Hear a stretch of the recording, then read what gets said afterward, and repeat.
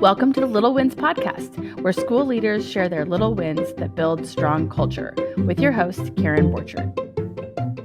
Hello, and welcome to Little Wins, where we celebrate the small, powerful things school leaders do to build strong, joyful cultures for their team. I'm your host, Karen Borchert, and today I'm joined by Grant Gellert, the high school principal at MaST Community Charter School in Philadelphia. Grant's story is one of deep roots, real connections, and big heart. He started at MaST as a teacher in 2008, and now, 16 years later, he's leading the high school in a way that's built on trust, visibility, and responsiveness. Grant is someone who believes in showing up, whether it's standing at his desk each morning to greet students and staff, staying connected with every single text that comes his way. His leadership shows that what happens when you build a culture that people want to come back to, literally. Several of Grant's former students are now his colleagues, and that says something pretty special. Grant, I'm so glad you're here. Good morning. Great to be here. Great. Let's jump in. Well, first of all, just take us into your building through your hallways. Let's start with MaST. What does it feel like to walk into your school? Tell us a little bit about your school and its culture. Sure. It's difficult to really pin down one or two things because there are so many different things about MaST that stand out. You know, it's hard for me to tell the story of my story without also going back to the roots of MaST Charter School itself. So I'm going to do it. I'm going to try to keep that brief because I do want to give that context. So back in 1999, MaST started. The old tale is, and they love to tell us, the founding member, Karen Borchert, is still our board president. Loves to tell the tale of how we began in, the basements of churches and various locations. A motivated group of parents, community members, and educators that had various experiences that they were trying to by starting a charter school. So they started the charter school. And then we got the building that I'm currently sitting in 2000 and moved to one central location. Oh, great. Well, from 2001 on, it felt like, I didn't join until 2008. So my story begins here in 2008, started as an English teacher. And, it seems like every single year they were building a new building. So they were just constantly expanding campus, growing and growing and growing. And so, again, I can't talk about MaST without also talking to John Sawyer, our CEO, who started a couple years before me as a tech guy and eventually became our CEO. And he's always got a desire to have, the best and the shiniest and the newest. So back to your initial question, when you walk into MaST, you're going to notice that it's clean, it's updated, and that it's things stand out. There's a lot of pride taken in the physical building itself. That's very important. It's the first thing you see. It's the first impression you get. We were doing a tour last summer, and parents said, which I bless a compliment, but she said, "This is like the IKEA of schools." I haven't heard that one before, but just visually, you walk from the naked to our TV studio to our you really put pride in adding innovative spaces, trying to get out of just rows and classrooms, students up and moving in a new form of learning, which the school system in general has needed for a long, long time. How to learn. So you notice that. And then after that, I feel like, MaST community, the word community is in our school name. I really do feel the community, the parents that work here as lunchroom aides, the volunteers, you really feel that sense of family here. It's not just, verbiage. It's true. That's great. So you definitely feel that. And then I think being a K-12 model, so all more kindergarten through 12th grade has its own implications for our culture. I think you naturally have, when a high school student can so easily cross paths with a kindergartner, or Yeah. remind them sometimes of where they came from or why you don't use the F-bomb in this situation or human traits. Yeah. that we are always trying to teach high schoolers, those soft skills. So that definitely sticks out as well.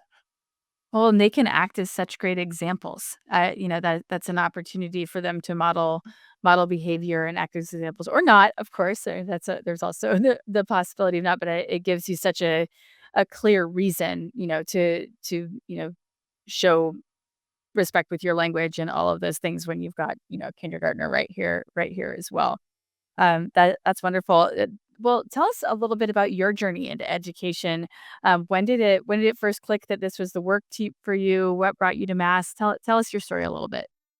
Yeah. So, I do always go back to when I was a child myself and was always playing teacher and being the teacher and forcing my cousin to be a student and those kinds of things. And so I definitely had education in my I blood. have deep empathy for that. I did the same thing.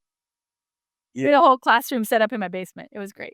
Right. Yeah. And that's what we did. We had in the basement, there's a little chalkboard. And so we did those things. And, but then I feel We like, tell 'em I had the extra worksheets for school so you could do them with your siblings and cousins and stuff. Yeah. yeah, yeah, absolutely. I mean, it really was. It was like, even the house I used to go to where they had a bunch of children, it was like four siblings. We would always wind up doing the same thing there too. So also back in the elementary years, I feel like, I was constantly in that role. Yep. Um, and then, during college, I actually started teaching. So my mom is um, a black belt. And so which is always a funny story. She's a black belt in Aikido, which My is gosh. the martial art. And so she just did it as a hobby, but she eventually started teaching some classes as an adult as well. And so as a college student, I jumped into that. And so I started a class called Little Ninjas, which is just as it sounds, 4 and 5-year-olds, and their little uniforms and their little belts. And the parents ate it up, but it was fun for me uh, to instruct. We weren't really doing much in the way of martial arts as much as we were just talking more about, discipline and standing still for a little bit. And um, Yeah.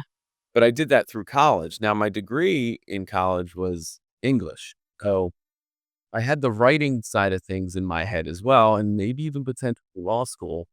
Um, but when I graduated with my bachelor's in English, I kind of was like, and I've heard other people with that degree say the same thing, like, now what do I do? I'm just gonna Now what? That be that was also what my bachelor's degree is in. I again, deep empathy for that. yeah, right. So it's like, what do you do with this degree? Yeah. Um, Yeah. and so it's funny how sometimes you'll push back against what's obvious, right? Like the stream was taking you in a direction, you're like, "No, well, mom was telling me you're a teacher, people were telling me you're such a great teacher," and I was like, "I have a degree in English and I wanna try other things and whatever." I sold car insurance for Allstate for a little bit, and, Give uh, I'm not a salesperson. Like, I can connect with people, but I don't like pushing them to do I struck out. I was bad with that. I made 0 wins. I was, like, done. She Um, and I was like, I just remember, I think I was looking around at what I could do next, and there was just an emergency certification opportunity to be a substitute teacher. So I started subbing, just day-to-day subbing. And again, that connection hit me, and so I went back, to get my teaching cert in like a program for just the certification. So by 2007, I was certified, um, and, the actual coming to MaST was kind of like on a whim. I was at a district out in the Philadelphia suburbs, and I was doing well there. I was their long-term sub go-to. I had covered numerous maternity leaves, and but I was looking for, benefits and more stability, and MaST called me on a Sunday night and was like, "You wanna come in for an interview?" And, it was, like, days before the start of the school year, and it just went from, I started an 8th grade English teacher at MaST, um, and here I am, like I said, 17 years later, 16, 17 years later. um so it's funny because I feel like when you ask me what makes me as an educator, as a leader, uh, I find myself realizing that you can't fully, extricate yourself from the organization, right? And so it helps me to feel for those people who say like, "Oh, I'm in these horrible districts where nobody supports me and nobody," Mm. you know, I wouldn't be able to be the leader I am if it wasn't for MaST's culture of support. Yeah. Yeah. This and so that's why I'm still here. I'm still here because um, they've cultivated that. I had the opportunity to become a classroom leader and then a school leader, and those things wouldn't might not necessarily have been available to me in other places. Uh, so I think that's part of the culture. And then now that I'm here, I get to say, well, this is the part of my personality, right? And these are the things that I value that I now want to implement into our culture and build on what we have. Yeah, absolutely. Absolutely.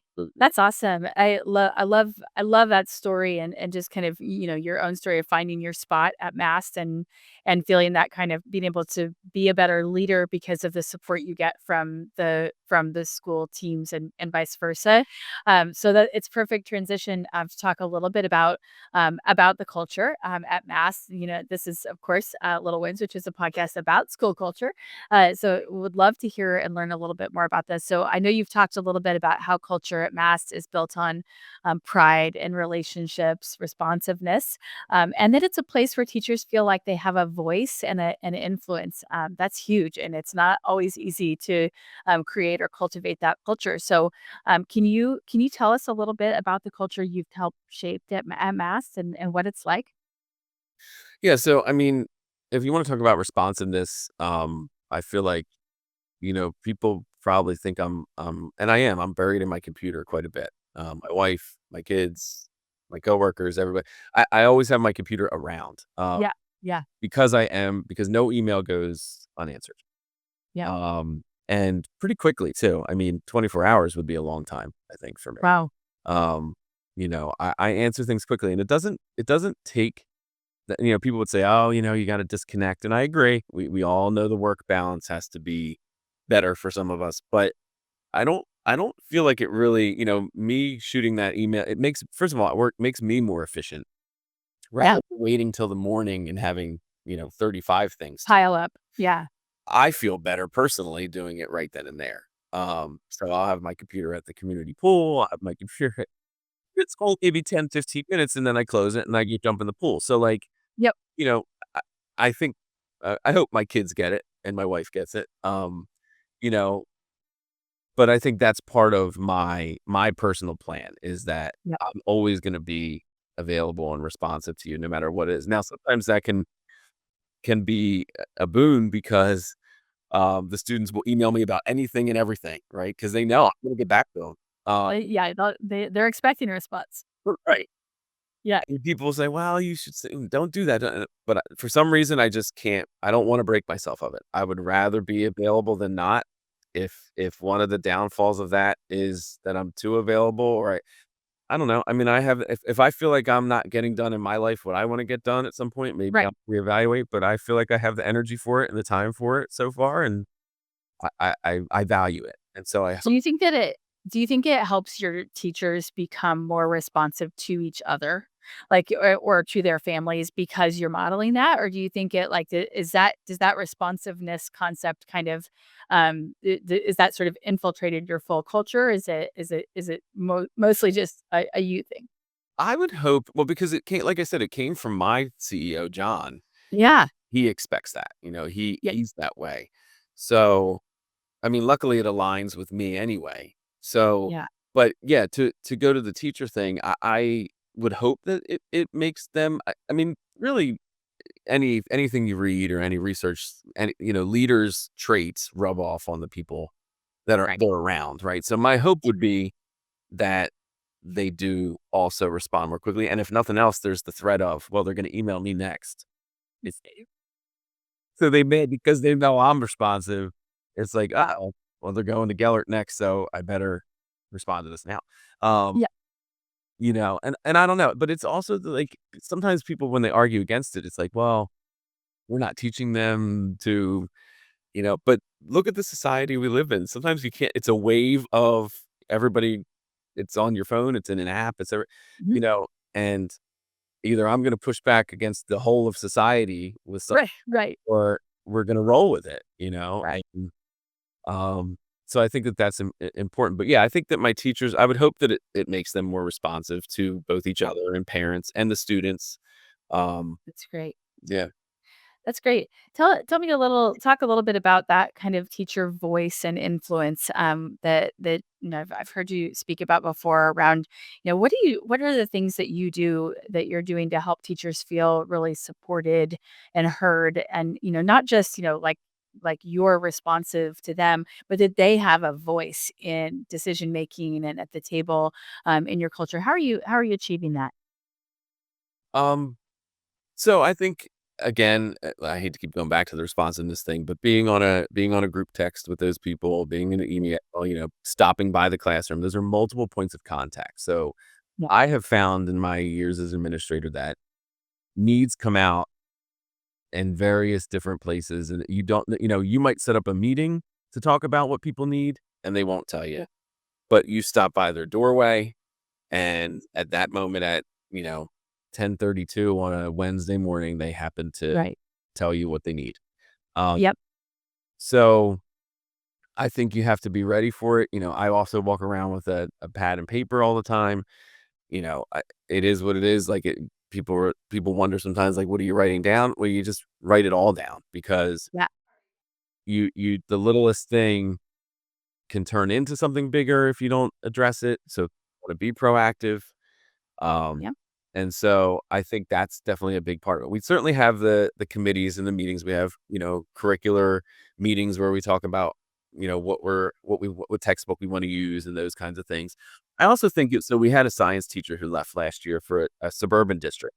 And I ran into him at graduation and I said, "How have you been? How's it going?" He said, "It's good." He's like, "But I miss being in a small community like MaST.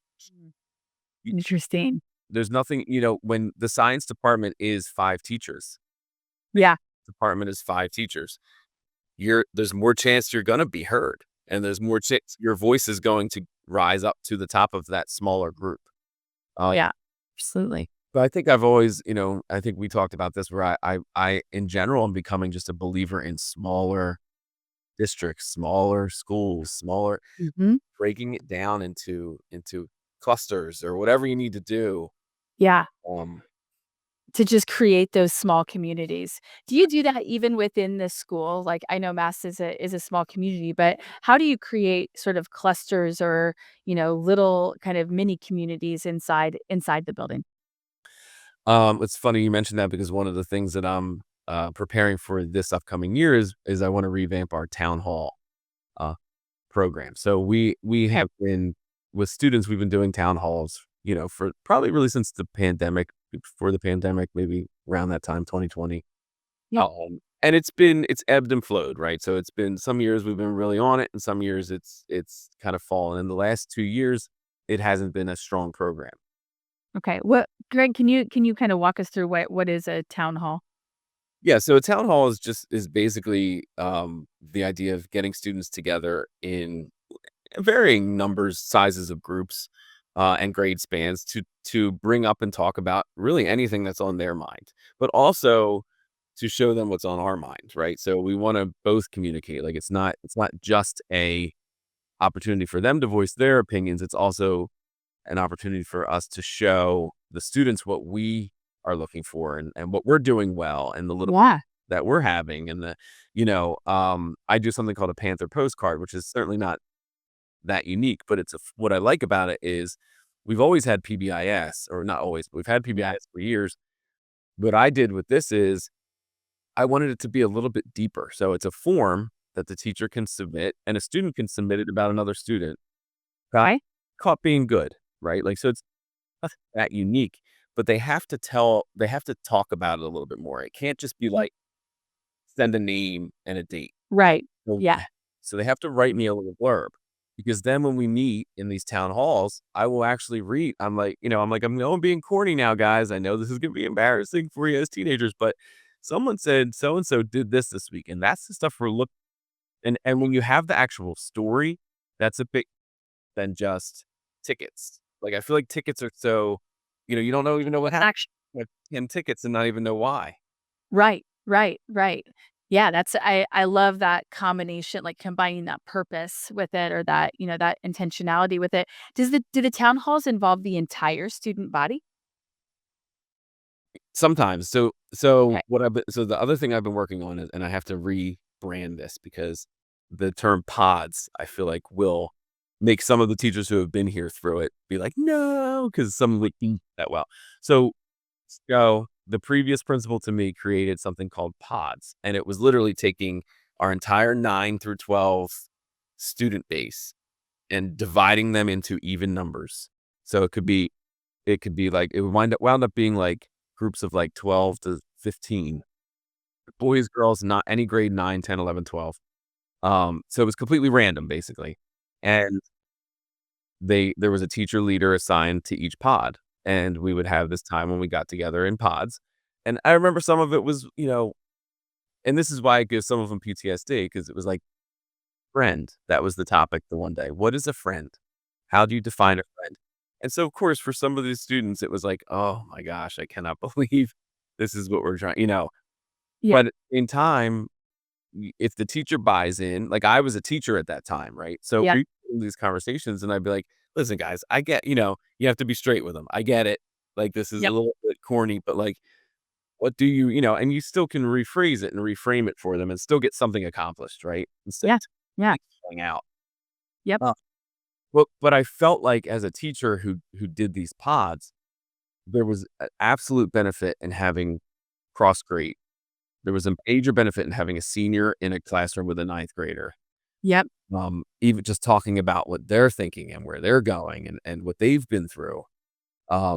Absolutely. That alone, I want to make the pods again. Again, rebrand something Rebrand it. flashier name. um, and then I want to cover some of those topics again. I want to get into the things that are affecting them day to day. And also much of that during the pandemic. I feel like when we were on screens, we started doing more and more of these check-ins with emojis. How's everybody doing? Start the class with a couple minutes to vent or bring something up that's not content specific Yeah. and I think those are all great things. And I think we need to continue to hone those and build on those and better those. So I'm hoping that these groups give us an opportunity to talk about some of the things that are affecting them day to day. That's great. That's great. And will that be kind of part of that town hall sort Yeah. of revamp for this year? Yeah. Well, We have a program called Flex here, which is also becoming very common, whether it's lunch and learn. I went to a conference last year. okay. We're all calling it lunch and learn because they were pairing it, Okay. which is it's a half hour every day where the students they're either pulled by a teacher for further remediation if they need something for algebra or whatever, Then- or they have a menu of classes they can choose from. And we've had everything from how to change a tire. We had a teacher out front showing students how to change a tire. We've had dorm room cooking, where the teacher just had a microwave, Yeah. some fun dorm room things you could do. Uh, That's so smart. yeah, we've had a lot of really awesome topics, and it's a great program. It gives you flexibility, which, is the goal. Um, And they happen every day? every single day. So that's the only challenge. Oh, Yeah, the challenge is that it does become a little stale, and that's what I've been trying okay. to, again, deal with this summer is like, how do we, because some teachers will do adult coloring, 3 times a week. Adult coloring has its value Ye sometimes, but when certain kids are going like all the time and just sitting there and, Yeah. you're gonna have the kids that also dial out of the program, uh, Right. Right. and that's the challenge that I'm up against right now because there's also so many benefits to it. So like when a student can get extra academic help, that's awesome.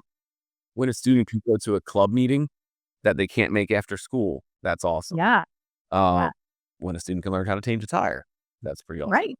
So one of the ones, my office is right next to an English teacher, and she last year she was pairing up with a social studies teacher, and they were just breaking down Hamilton, the musical. And so I can hear their conversations, and it was the coolest flex. I mean, the 2 of them, because That he's got the theater background, he's the social studies teacher, and the conversations they were having were Oh my awesome. gosh. I would die to take that class. Oh, it was That so that is amazing. And so teachers get to kind of come up with these and propose their own classes for this. Is that right? yes. That's pretty cool. That's a pretty interesting kind of culture maker within the building, because it means that, I mean, like the idea of teachers pairing up and doing something together, or teaching something that's a passion project of theirs. What do you hear from teachers about that program? What do they just love it, or what's the feedback from them? It's I mean, it's funny because, like I said, for every really good one like Hamilton, there's also some that are just kinda, like, a little lifeless, and, you're always up against that challenge. Like, we are our own worst enemy sometimes, right, as human Yeah. beings, especially teenagers. They don't actively pursue opportunities to learn something new, just to learn something new. They would rather scroll their phone, or they'd ra so Yep.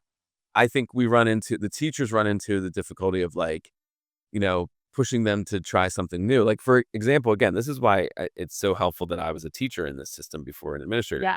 I taught flex. So I had Okay. the challenge of coming up with flexes. And that was a challenge sometimes. Like, I remember I did an intro to philosophy one time. Like, I came up with some really cool ones, like college level courses that they wouldn't get Right. otherwise. I did fantasy football because I know that Mm. definitely an audience for that. But there were Yep. definitely times where I was like, "What the heck am I doing for flex this week?" What am I, because Yeah. there's no grade attached to it for the Do kids. you change it every week? I'm fascinated by this model. I haven't ever heard of people doing this, so this is cool. So do you, like, as a teacher, do you have a topic and you teach that for a week, for a month, for It's what how typically does it work? one-offs. So most people find a few they like, and they just repeat them. So Oh, because okay. because again, like I said, like if you're gonna do dorm room cooking, right? Yeah. You know, there's this it's actually in Power School. So our program we have a management system Okay. for this. So Yep. it's a plug-in to Power School where you have like the week laid out, and you put in what you want to do. So for example, the English department, their remediation day is Tuesday. So I'm gonna put my English remediation for Tuesday. I'm gonna do dorm room cooking Wednesday. I'm gonna have Mm, my student council club meeting Thursday, and so on. So you plan your week, okay. and it's just a half hour. So it is, Yep. it's the stakes aren't too high in terms of what you're Yeah. as an educator, what you're putting together for that flex period. Um, so yeah, so they do that each week. Now I do have this, again, not dream of, but I have a goal of having it be more like, for example, I'm looking at something like freshman seminar, and it Mm, be a 12-week flex course yeah. that certain groups are signed up for Oh, that yeah, that month. would be cool. Um, so I would like to get, but the issue with that is it's flex is tough to manage. It's a very, but I think sometimes Sounds complex. it is. It's very complex, but Ye you also have to be okay with the fact that that's the point, is the kids have Yeah. freedom. And so I think sometimes we have to, like, relinquish some of that and realize, like, Yep. they're choosing for this half hour what to do. That's the point. Yeah. Uh, Yeah. Yeah. and not everybody Eh, wants to, you know, not and every does every teacher teach something during every flex? yes. They do, okay, so they always do it, and then do they do lunch before or after, like, do students does everybody do lunch before or after that? Is it like that? Our lunches are completely separate from flex. Oh, okay. It's literally a half hour in between one of our 2 of our class periods. Oh, okay, cool. Other schools do what I was saying is I was at a conference last year where there were a lot of other schools doing lunch and learn, which is basically Yeah. they do an hour. Half hour of it is lunch, half hour of it is pretty much flex. And Yeah, you eat and then you go somewhere you need to go or wanna go, or you vice versa. cool. Yeah, so it's definitely, I mean, I wound up doing what I'm doing now and talking about it to all those people because they were just getting into it. We've been doing this since for 7 more than that, 8, 9. I was a teacher in it. We've been doing this for a long time. So I had a lot of, helpful information for those people who were kinda just starting out these lunch and learn programs. Cool. Um, yeah, so it's neat. That's very, very cool. Well, tell us a little bit about, kind of, you're doing some really extraordinary things for, as far as kind of student learning and student, obviously innovative spaces, the town halls, pods, all of those things. This is all super cool. Tell me a little bit about how you kind of encourage or create either celebration or growth on the, like, with your teacher teams together. What is it? What are the teams? What does your team do together? Hmm. So, I mean, celebration and growth. I in my monthly staff meetings, I like to I just put a slide up there for anything anybody wants to share. Uh, and I tend to get brags or whatever. I tend to get a lot of great um input there from teachers. So I think that's a culture builder. That's great. I also, I also think that there are a lot of opportunities at MAST for career growth. Like I'm an example of that. Yeah. We have, we've gone from one school to three schools since 2008. So Wow. we have taken multiple teachers here, and they're at MAST 3 now as an administrator, and we hire from within. So I think there's always that sense of, if you want to work and join the team and be Mm. part of this culture, you can. So I think that in and of itself builds quite a bit of goodwill, and motivation amongst the staff. Uh, Yeah, absolutely. That's something that some you hear educators talk about, like, the sort of career trajectory or upward mobility in the job just in general in the world is hard because sometimes you're a 4th grade teacher and that, your career path is a 4th grade teacher, right? And right. that where it's but with a school that is growing and expanding as much as you've been, have you seen you've been here for a while. So as the school is going from 1 school to 3 schools, what's been the effect of that on, kind of on the school community, on the culture overall? What does that sort of expansion look like? What are the things that you've made sure that, you guys all have made sure are consistent across all 3 of those schools, versus things that, might be individualized at those 3 schools? What does that expansion look like for you guys? Well, that is a great question because, um, and I do think at some point you should try to talk to John Sawyer as well because Would love. he loves to talk. He would give you lots of stuff on this because he's been the CEO through all of that expansion. But Wow.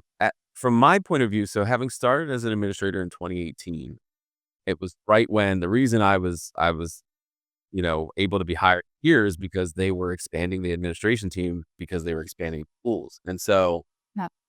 I saw the expansion firsthand, and that those 2 summers, I was like, "Wow, I had no idea summers were like this." Now, don't tell anybody, but my summers have gotten a little bit more laid back since then. Uh, I won't tell anyone. because we were trying to expand, Yeah. we were literally putting Oh, it's just crazy.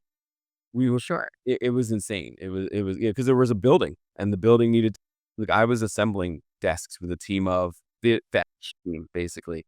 Uh Yeah.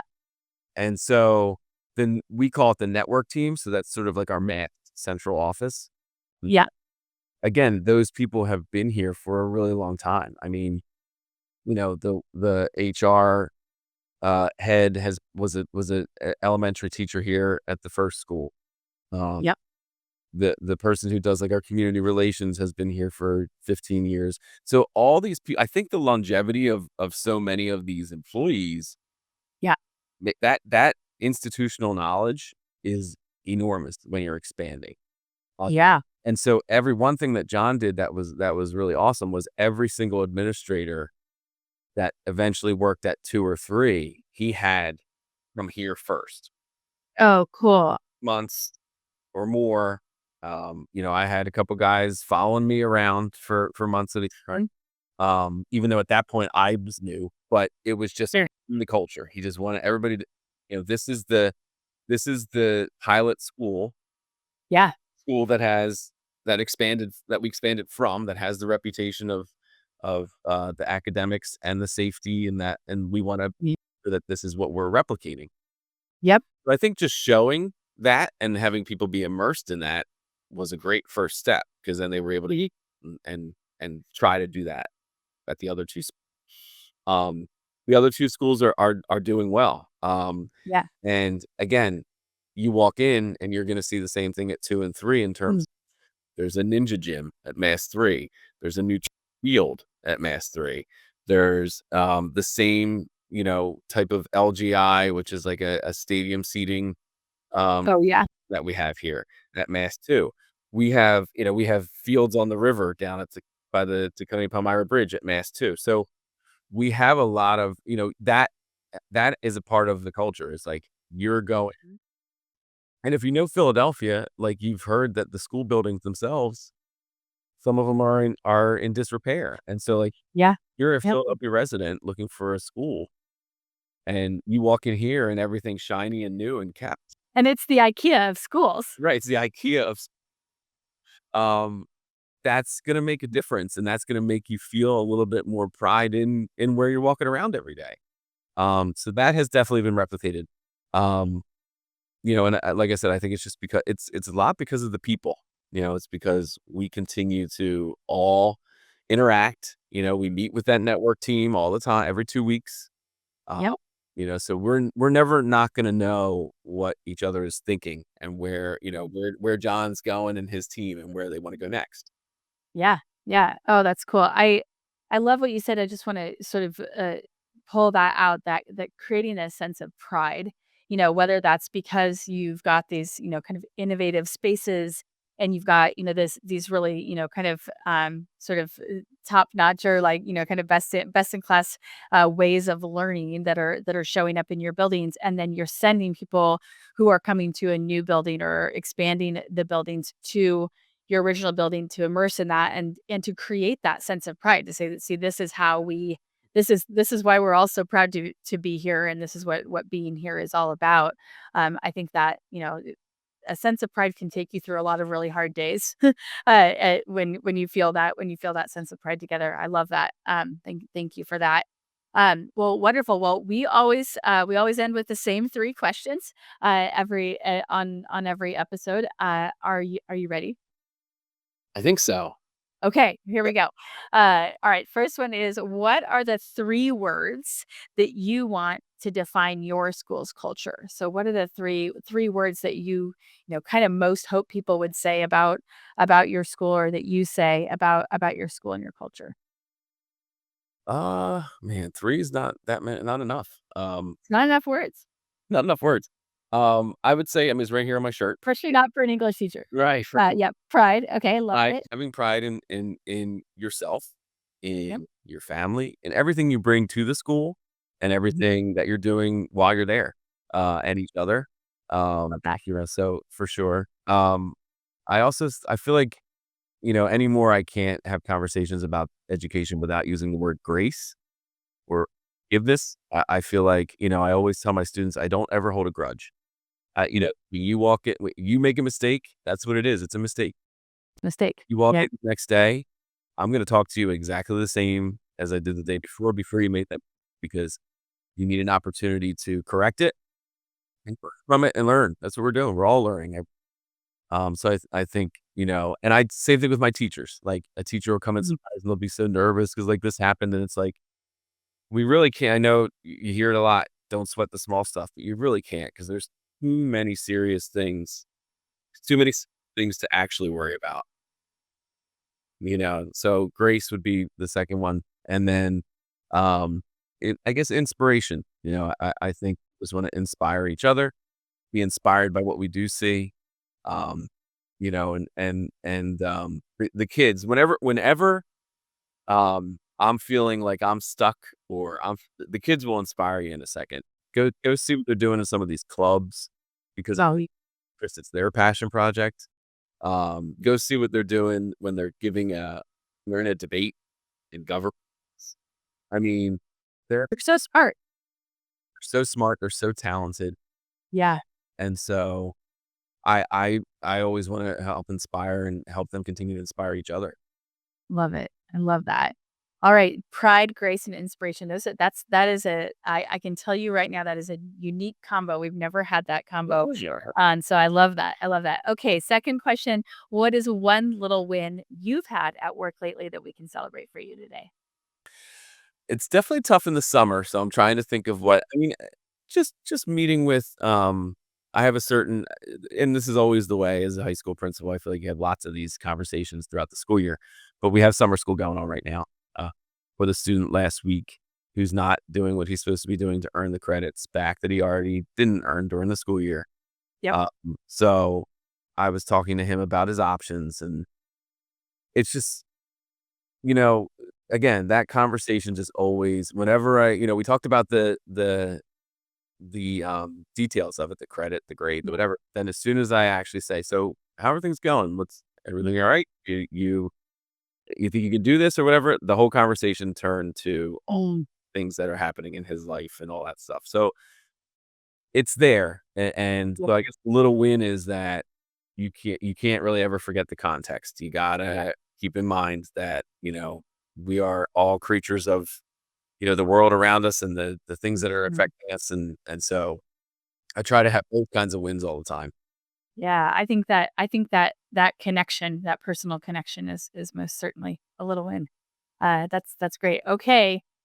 Third question, what is one piece of advice, what do you believe any educator could do to improve their school culture right now? We talk a lot about the idea of like school culture is everybody's job. It's not just a leader or the, administration team at any building. It's every educator has an opportunity to strengthen and build school culture. So, what's one thing you believe any educator can do to improve their school culture? You have to model what you want to see. Um, you know, I can't tell you how many times I walk down the hallway and I'll walk past a piece of trash and not pick it up and think, why didn't I? Right? If I want them to do, if I want, so if they see me bend over and pick up the piece, and that's such an obvious example of what I'm saying, but you have to model the things that you want to see from the people around you. Because if you're not willing to do it, then why are they going to be? Right. So model, I think just that's be an example of what you're looking for. Yeah, I love that. I love that. Gosh, okay, well, this has been amazing. We have learned so much from the IKEA of schools today. I love understanding kind of how you've created not only created a sense of pride, but then been able to replicate and scale that as your schools have expanded that sense of pride. Love talking about kind of responsiveness and how it takes really just a little bit, just a few minutes to really continue to be that responsive and to let your staff know that they're going to get answered, that you hear them, that you see them, that you're listening, to how you're thinking about continuous learning and growth, not only for your students through the Flex program, but also through your teachers and their ability to collaborate. And I still want to take that Hamilton class, and for all of the things that you're doing to just build that space for academics, for safety, and for pride of culture in your schools. So you're definitely modeling what you want to see in your work, and I'm so grateful. I know we will all have learned a lot from you today. So thank you so much for that. Have a little win? We'd love to hear from you. Learn how we help schools build strong culture at getalpaca.com.